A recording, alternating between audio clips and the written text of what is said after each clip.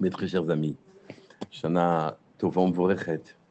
On est en 5786, Parashat Noach, Medaber Israël Haviv, Mi Ra'anana. Cette paracha, naturellement, relate un événement important pour l'humanité, le déluge, le Maboul. Mais ceci, au-delà de l'événement historique, est de nature à nous apprendre quelque chose pour aujourd'hui, pour notre comportement aujourd'hui. Qu'est-ce que en dehors des faits historiques qu'il faut relater, qu'est-ce que cette paracha nous enseigne à nous? Quelles leçons elle nous donne? Quel type de comportement elle préconise? La paracha commence par les mots « Ele toldot Noach, Noach ish tzadik haya bedorotav ».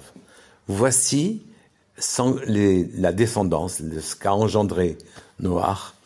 Et elle répète « Noach était un homme tzaddik dans sa génération ». Normalement, on aurait dû avoir la descendance.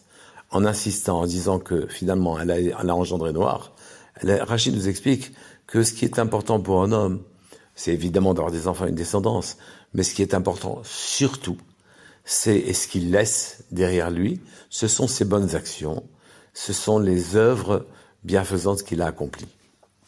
Mais pourtant, on aurait aimé qu'à ce moment-là, qu'on nous dise tout simplement que Ish Tzadik, c'était un homme tzaddik, c'est tout. Pas qu'il a engendré un homme tzaddik. Comment comprendre ces mots-là? La seconde question qu'on doit se poser, c'est pour quelle raison Akadosh Baruch Hu a décidé de détruire le monde quand il ne lui convenait plus avec l'eau. L'eau, par essence, c'est la vie, c'est la rachmanout. Ça fait pousser les plantes, ça nous amène la nourriture. Le monde a été noyé par l'eau. S'il voulait le détruire, peut-être aurait-il dû le détruire avec le feu qui représente la rigueur. Pourquoi par l'eau?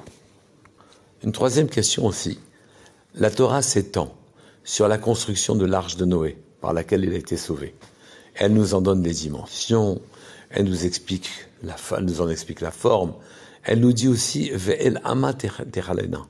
Elle se termine, une forme de poire allongée sur sa base, elle se termine sur une ama environ 50 à 60 cm, en haut vers le haut.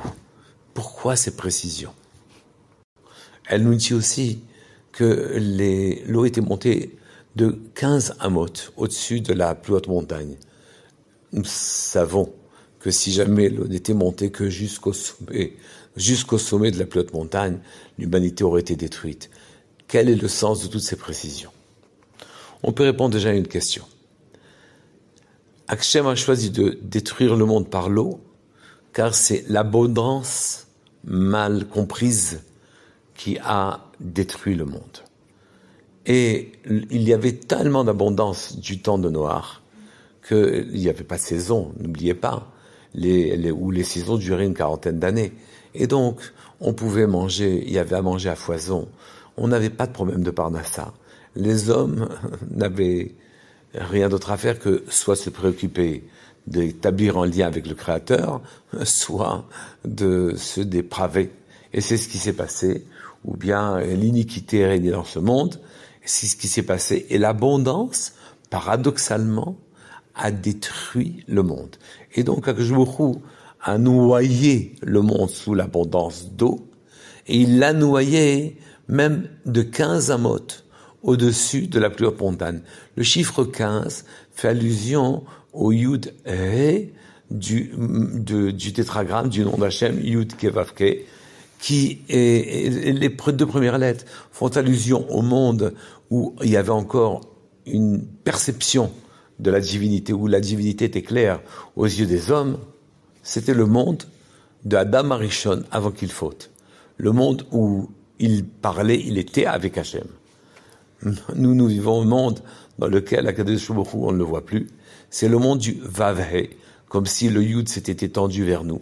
Et que le He, qui était le récipient aussi, le Keli de ce monde-ci, alors à ce moment-là, c'était lui étendu pour pouvoir recevoir ce Vav. Donc nous vivons dans un monde où finalement nous sommes noyés sous l'abondance. Mais ceci n'est pas seulement un phénomène physique, un moment où on n'a pas l'impression que l'on manque, qu'on n'a pas besoin de demander à Kadosh Baruch Hu. C'est un moment de confusion. Dans l'eau, tout est liquide. Nous n'avons plus de sérel, on n'a plus d'intelligence. Tout est confondu, toutes les formes n'existent plus. le bien, le mal, tout cela, c'est dans le même bassin, si je puis dire, et tout est noyé. Nous n'avons plus de discernement quand on est baigné, noyé dans l'abondance.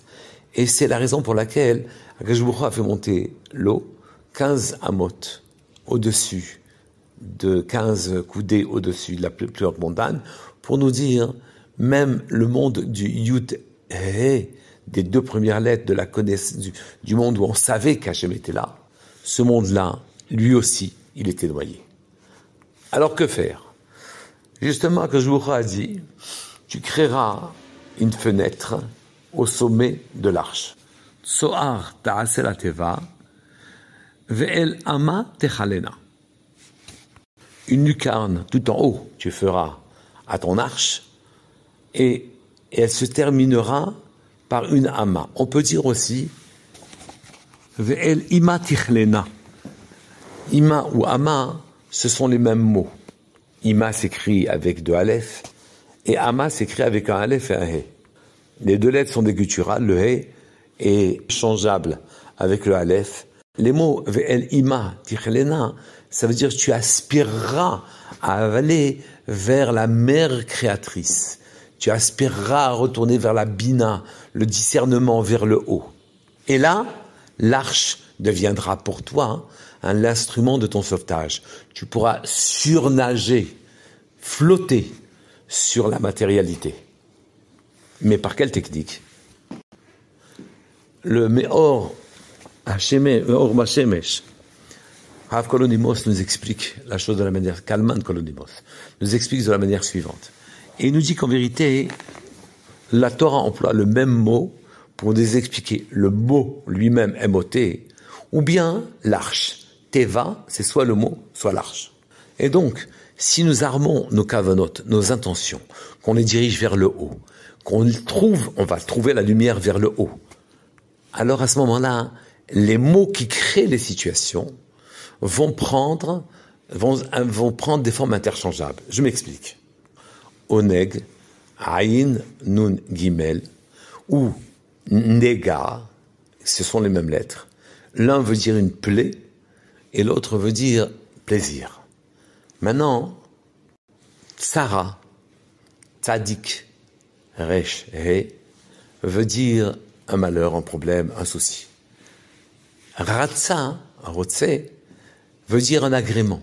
Akadosh Baruch Hu agrée notre tfila. Mais veut dire aussi tsoar, qu'on fait briller le mot et qu'on lui donne sa véritable dimension. Quand on sait que les mots sont créateurs de situations, Hachem a créé le monde par sa parole.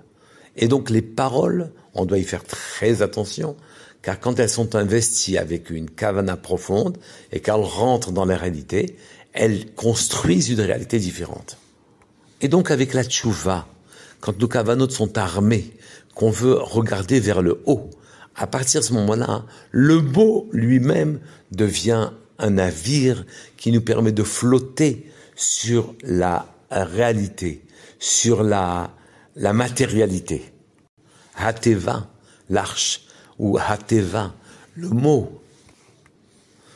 Quand on le décrypte, quand on vit dans le mot nous transporte. On est là où on pense. Et donc il nous fait monter au-dessus de toute matière. Il nous fait flotter comme a flotté sur les eaux l'arche de Noé, l'arche de Noach. Et maintenant on peut comprendre le début de la paracha. Et les toldot Noach. Voici ce qu'a engendré Noach. Il a engendré Noach. Noach s'est engendré lui-même. Avec les bonnes actions, avec les mitzvot. Si vous pensez que les mitzvot sont là pour faire de nous des gens qui sommes des gens bons, ou des gens qui sommes des gens bien, détrompez-vous. Le bien absolu, c'est se rapprocher d'Hachem. Le mal absolu, c'est s'en éloigner. Il n'y a pas de gens bien ou de gens mauvais. Il n'y a que des gens qui se rapprochent ou des gens qui s'éloignent de la divinité, d'Hachem.